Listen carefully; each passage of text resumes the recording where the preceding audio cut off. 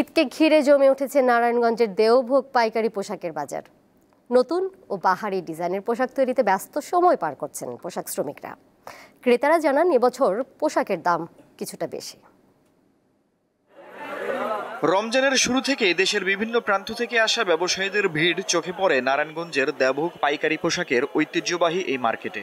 এখানে দোকান রয়েছে অন্তত 1000। নারায়ণগঞ্জ সহ বিভিন্ন অঞ্চলের মধ্য ও নিম্নবিত্ত মানুষের পোশাকের চাহিদার বড় একটি অংশের যোগান হয় এই মার্কেট থেকে।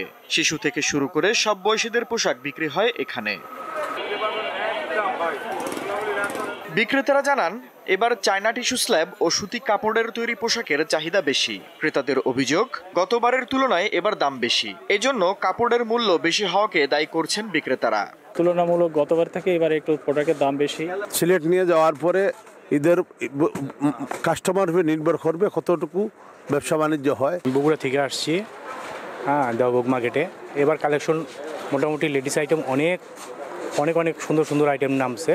দাম তুলনামূলক সব ঠিকই আছে। আমরা কাপড়গুলো চাহিদা মতো পাচ্ছি না, যে কোনো কাপড় যারা এনে বিক্রি করতেছে তারা আমাদের কাছ থেকে অনেক দাম নিচ্ছে। যে কারণে আমরা মাল তৈরি করে পর্তা করতে গেলে মালের দাম অনেক বেশি হচ্ছে।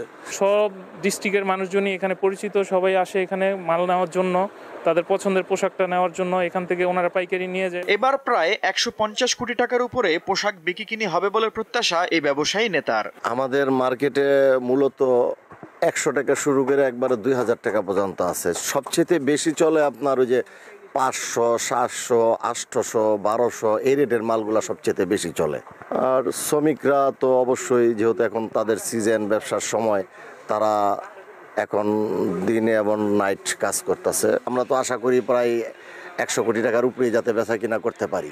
ঈদ উপলক্ষে এই মার্কেটে বেচা কেনা চলে সকাল 9টা থেকে গভীর রাত পর্যন্ত। দীপ্ত বার্তা কক্ষ।